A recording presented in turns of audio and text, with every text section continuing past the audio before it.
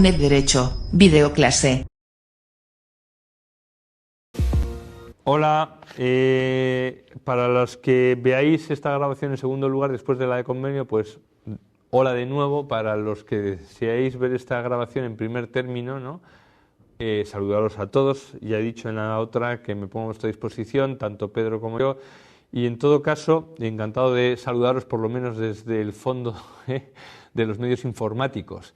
Y en todo caso, vamos a tratar aquí algunas cuestiones de liquidación.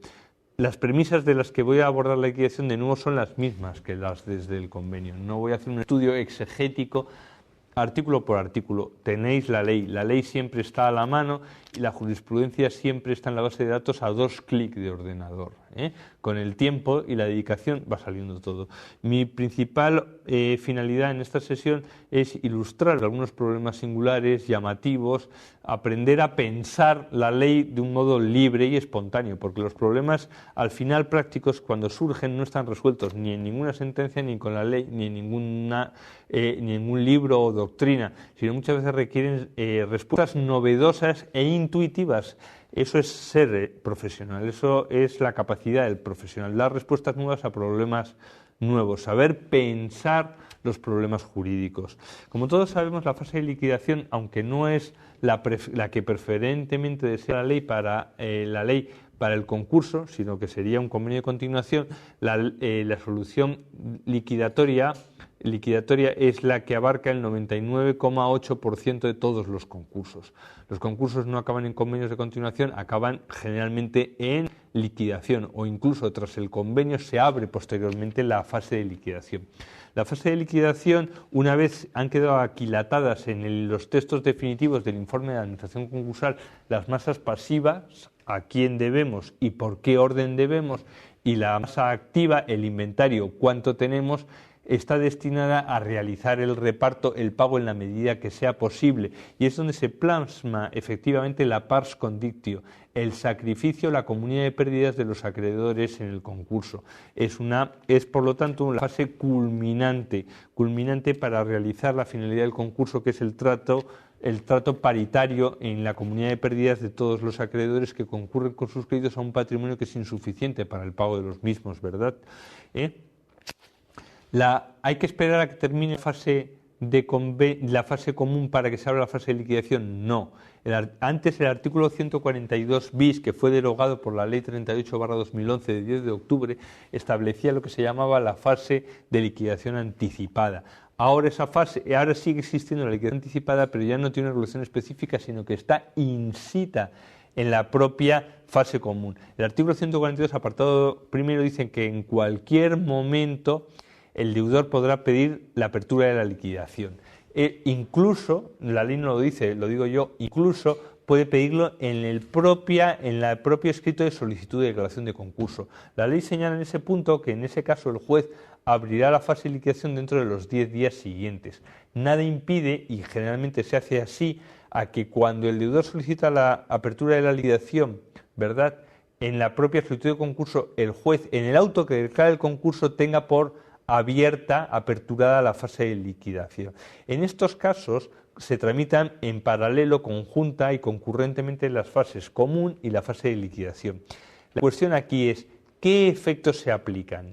¿Los efectos generales del artículo 40 o los efectos para la fase común, o los efectos especiales de la apertura de la liquidación del artículo 145?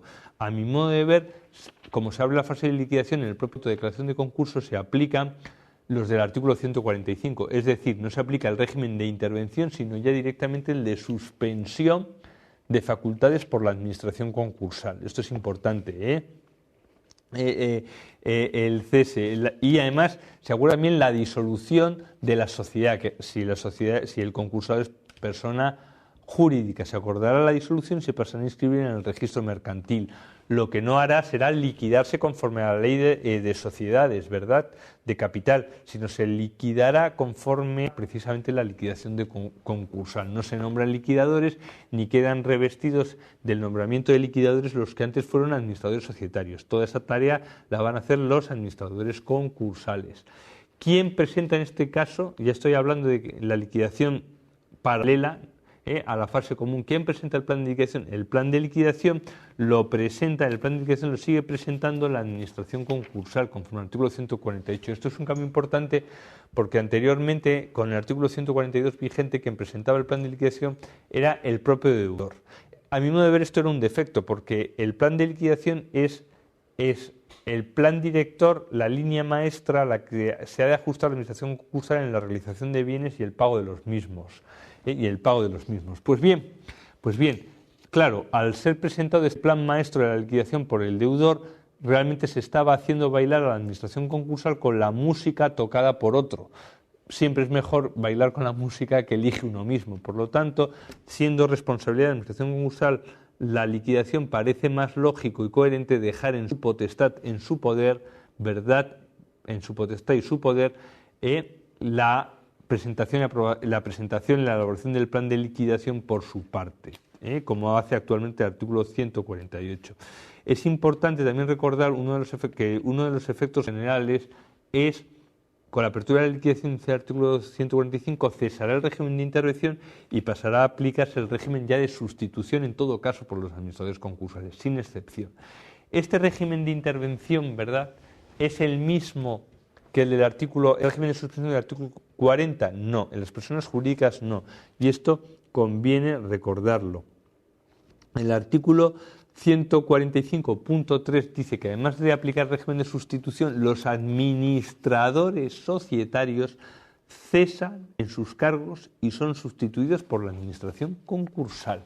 Esto es importantísimo porque, claro, los administradores concursales ya no tienen solamente funciones en ejecución del plan de liquidación, sino que también han ocupado a todos los efectos la posición de administrador societario respecto a la vida interna de la propia sociedad. Aquí se dan una serie de problemas porque, aun cuando la sociedad esté disuelta, se han de cumplir con una serie de trámites internos de la ley del derecho de sociedades, como por ejemplo la convocatoria de la Junta de Socios a fin de que apruebe el balance final de liquidación, o por ejemplo, piénsese una sociedad que está en la liquidación, en sí mismo no determina el cese de la actividad empresarial. Puede que una sociedad que vaya a liquidación tenga una concreta unidad productiva, que sea rentable. Esa unidad productiva ha de ser vendida en liquidación. El artículo 148 y 149 establecen reglas especiales para la venta de unidades productivas como conjunto. Pues bien, como ya no hay administradores societarios, todas las funciones relativas ejecutivas de los administradores societarios en la continuación de esa actividad tiene que ser desarrollada por la propia administración concursal. Aquí se plantean supuestos llamativos o curiosos, como por ejemplo, cuando en este caso, para mantener la actividad productiva, el administrador concursal prefiere poner al frente de esa unidad productiva un trabajador determinado, que no sea el gerente o director que anteriormente tenían los anteriores administradores societarios porque era de confianza de ellos y el administrador concursal no confía en este. La cuestión aquí es si ese gerente que la administración concursal decide poner al frente de la unidad productiva para que continúe, ¿verdad?, es un delegado auxiliar del mismo y por lo tanto la retribución corre a cargo de los propios honorarios de la administración concursal o por contra es un contratado especial y su retribución es con cargo a la masa. A mí me parece más razonable esta segunda de las opciones. Por ejemplo, es un técnico que sabe conservar, cuidar las máquinas o conoce a los clientes. No parece que estas sean las funciones estrictas de la administración concursal que cabe delegar en un auxiliar delegado. Es decir, los honorarios de ese trabajador contratado o subido de categoría para realizar esas funciones de director, coordinador o gerente, a mi modo de ver, se ajustarían mejor a un crédito contra la masa, se tendrían como un crédito contra la masa. El acto fundamental en este punto es la presentación del plan de liquidación del artículo 148 de la ley concursal. No dice qué debe contener exactamente el artículo 148 del plan de liquidación. Es imprescindible que contenga un buen plan de liquidación donde muchas veces, el plan de liquidación es muchas veces aquello que permite tener una adecuada medición de la calidad de la administración concursal, muchas veces más que el propio informe del artículo 75. Un buen plan de liquidación debe contener, debe contener un cronograma, unos plazos de ejecución para la realización de los bienes. Es decir, en qué plazos voy a realizar los bienes y a través de qué medios. Y de qué medios subsidiarios. Es decir, los medios preferentes, la venta directa, por ejemplo, y subsidiariamente la subasta. Y incluso una subsidiariedad de tercer grado, por ejemplo, bienes que no se hayan vendido, el achatarramiento. Incluso en cuarto grado de subsidiariedad se debe tener especial cuidado con las normas, por ejemplo, medioambientales o de tratamiento de residuos sólidos. Por ejemplo, hay máquinas que no pueden ser vendidas ni en subasta, pero no pueden ser abandonadas, pueden contener aceites o elementos químicos donde exista normativa autonómica, generalmente, que imponga unos deberes de tratamiento. La Administración concursal no puede obviar que pesa sobre ella la estricta responsabilidad de darle el cauce prevalente fijado por esas normas medioambientales, incluso haciendo, y esto es importante, reservas de activo, de metálico, a fin de costear los gastos que pueda tener el achatarramiento o el tratamiento de esos residuos, que son gastos imperativos preferentes a otros créditos contra la masa incluso. No pueden ser abandonados sin responsabilidad. Todo eso ha de ser previsto en el plan de liquidación y acto seguido ha de ser previsto la forma o reparto del activo, en qué fechas se pagarán, por qué medios se realizarán las transferencias, cómo se buscará a ciertos acreedores que no hayan podido ser localizados. Finalmente, el plan de liquidación debería contener alguna mención a un presupuesto general de cuánto van a ser los costes de la propia liquidación que puedan irse devengando. Esto permite tener un plan amplio que ella misma dirige a la Administración concursal, pero a su vez ofrecer seguridad jurídica al propio deudor y sobre todo a los acreedores de cómo piensa liquidar, para que estos puedan realizar las observaciones y el juez pueda examinarlas. Aquí ya saben que presentado el plan de liquidación, dentro de los 15 días siguientes, tanto los acreedores como el propio deudor pueden realizar una serie de observaciones al plan. El juez resolverá por medio de auto contra el que cabe apelación, que no tiene efectos suspensivos. Esto es importante. Cuestiones aquí es, la ley habla del deudor y los acreedores. Se pregunta la doctrina si los trabajadores, en cuanto a tales, aun cuando no sean acreedores, porque por ejemplo estuvieran al corriente de pago de todos sus derechos salariales, pueden realizar observaciones, o el comité de empresa de la unidad productiva que puede continuar. Parece que debe ser admitido en todo caso, ya que el artículo 149, al regular la transmisión de la unidad productiva, habla de que se dé audiencia en todo caso a los representantes de los trabajadores. La segunda de las dudas doctrinales que plantea las observaciones es si el juez del concurso puede introducir de oficio modificaciones en el plan de liquidación o debe estar a las observaciones que le planteen los acreedores o el deudor. El plan de liquidación, a mi modo de ver, ya he dicho, es un plan director de una actividad regida por el principio fundamental de discrecionalidad de la Administración concursal y de gestión. Liquidar es un acto de pura gestión, es un acto de pura habilidad, diligencia y economía de la Administración concursal. Se debe liquidar en el menor plazo posible, tratando de obtener los mayores precios posibles por el activo y pagando lo máximo posible, por lo tanto, a los acreedores. Se trata de razones de eficiencia. ¿Puede el juez sustituir con su propio criterio el criterio de eficiencia bueno o malo de la Administración concursal? A mi modo de ver, no.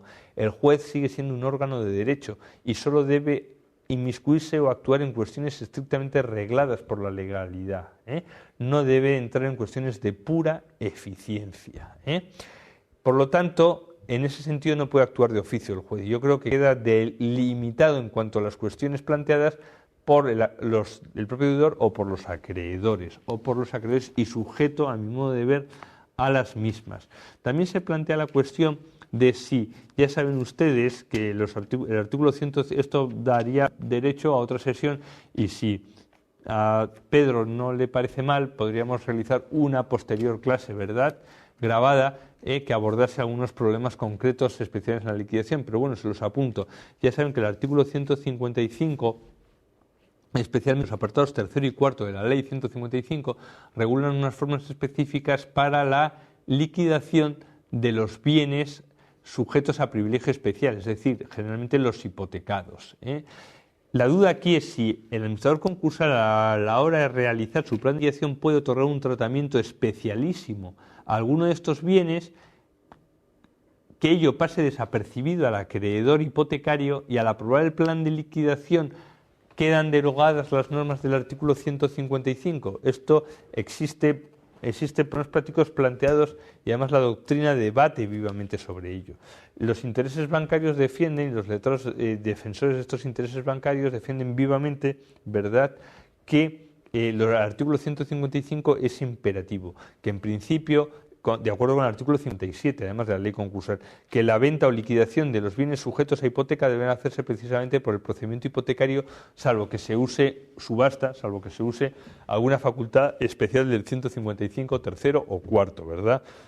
En cambio, hay otros que dicen que si no se han realizado observaciones, aunque se hayan realizado, son desestimadas por el juez, el plan de liquidación es preferente, ya que el artículo 155 está dentro de las normas supletorias, artículo 149, y dado que es supletorio, solo regirá en defecto de las previsiones del plan de liquidación. Es quizás una cuestión de debate vivísimo, ¿eh? Yo tengo serias dudas. Ante la duda, no obstante, creo que el juez, no así las negociaciones concursales, que pueden ser más avispadas o aventuradas, pero el juez debe ser más prudente. Parece que la normativa reguladora de las ejecuciones de los bienes hipotecarios, artículo 57 y 155, es en todo caso especial respecto a la ejecución de los bienes hipotecados, y por lo tanto no quedaría afectado por el plan de liquidación. El artículo 149 prevé una serie de normas supletorias para el caso en que no se apruebe, el juez rechace por completo el plan de liquidación. A mi modo de ver, es un supuesto inaudito, es un supuesto en que la administración concursal está demostrando una total incapacidad para el ejercicio del cargo, Pero bueno, establece unas reglas supletorias que vienen en lo sustancial a asimilar la liquidación a las normas de subasta de la ley de enjuiciamiento civil. En mi opinión, no se ha de seguir, pese a ello, en las subastas, no se ha de seguir el arduo proceso de subasta que fija la ley de enjuiciamiento civil, sino que puede preverse unas subastas mucho más abiertas, más ágiles, siempre dentro de la seguridad jurídica, a mi modo de ver. Y finalmente es muy relevante el 141, apartado segundo, que es el que regula la transmisión de unidad productiva. Ya he dicho que por la apertura de la liquidación, aunque generalmente es así, pero no se presupone el cese inmediato de la actividad empresarial del deudor. La misma puede continuar, o puede continuar al menos en parte, ¿verdad? Esa unidad productiva es mucho más interesante venderla como unidad productiva en funcionamiento que los elementos que la componen de modo disgregado, que probablemente no sean más que chatarra. El artículo 149.2 permite exonerar, ¿verdad? Permite exonerar al adquirente de los pasivos laborales devengados antes de la declaración de concurso. Recuérdese que conforme al Estatuto de los Trabajadores, esto sería una sucesión de empresa, e imperativamente se aplica la solidaridad del empresario adquirente respecto a los salarios impagados u otros conceptos laborales impagados en una fecha anterior a la transmisión. Pues bien, en este caso no respondería, y sería el FOGAS el que asumiría esos costes, con lo cual se hace mucho más atractiva la adquisición de la unidad productiva. También la Ley General Tributaria prevé expresamente que no responda con carácter subsidiario de los débitos fiscales generados sobre esa unidad productiva con anterior a la fecha de transmisión. Donde no está previsto es en la Ley General de la Seguridad Social para la Tesorería.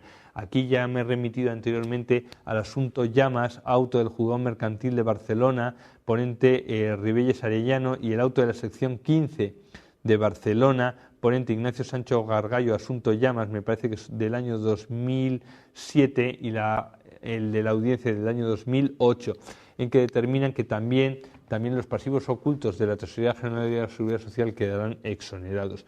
Se planteó aquí una cuestión prejudicial al Tribunal de Justicia de las Comunidades Europeas por el Juzgado Mercantil número 3 de Barcelona, ponente Fernández Seijó, relativo a la Ley de Arrendamientos Urbanos. Y es ya saben que en caso de transmisión de la unidad productiva, pero junto con el local arrendado, por ejemplo, a mí me interesa comprar la unidad productiva, pero si conservo el local en la calle Serrano de Madrid, el arrendador del local no puede oponerse a la transmisión del local, pero tiene derecho a elevar, conforme a la Ley de Arrendamientos Urbanos, artículo 32, me parece recordar, un 20% la renta. Pues bien, la cuestión es, también puede decirse que en estas transmisiones pierde el arrendador el derecho a elevar un 20% la renta, porque yo me quedaría con ese local, pero por la renta actual y las actualizaciones conforme al IPC, pero no conforme a una elevación del 20%. ¿Puede obtener eso del concurso? El Tribunal de Justicia dijo que no, que una cosa es la exoneración de pasivos ocultos de tipo público o con cargas públicas, como el del Fogasa o la Tesorería o la Agencia Estatal de Administración Tributaria, y otra cosa son sacrificios privados, como es la expropiación de ese derecho reconocido en la Ley de Arrendamientos Urbanos al arrendador. Por lo tanto, no podía serle garantizado, Pues bien, a partir de ahí se ha de producir el pago a los acreedores por el orden establecido, acreedores contra la masa, el pago a los créditos privilegiados especiales, privilegiados generales ordinarios y finalmente a los subordinados si llegase. Una vez agotada la masa activa, es rarísimo que se llegue a agotar hasta los subordinados, se ha de proceder, conforme al artículo 152.2, a la conclusión de la liquidación, presentando un informe ad hoc, la Administración concursal, con su rendición de cuentas para que se proceda a la terminación y archivo del mismo. En este escenario es donde es particularmente interesante, quizás puede ser objeto de otra sesión, la aplicación del 176 bis de la ley concursal. Pero quizás se nos da de tiempo. El ponente que les habla está francamente cansado después de un día de trabajo y de 2 sesiones seguidas, y con esto espero haberles acercado, sin agotar el tiempo, a alguna serie de problemas puntuales a la forma de pensar, y con Pedro hemos coordinado anteriormente, ¿verdad?, la posibilidad quizás de abrir de menos apresurado una ulterior sesión, ¿verdad?, donde trataríamos problemas puntuales de la conclusión del concurso o concretos de las formas puntuales de liquidación. Prefiero acabar en este punto. Pedro, si es tu conveniencia. Sí, claro. Dice que sí, a vosotros no le veis, pero desde las sombras me dice que sí. Quedo a vuestra disposición, espero haberos sido de utilidad, he hecho el esfuerzo didáctico para serviros y quedo a la disposición vuestra. Encantado de saludaros en todo caso y gracias.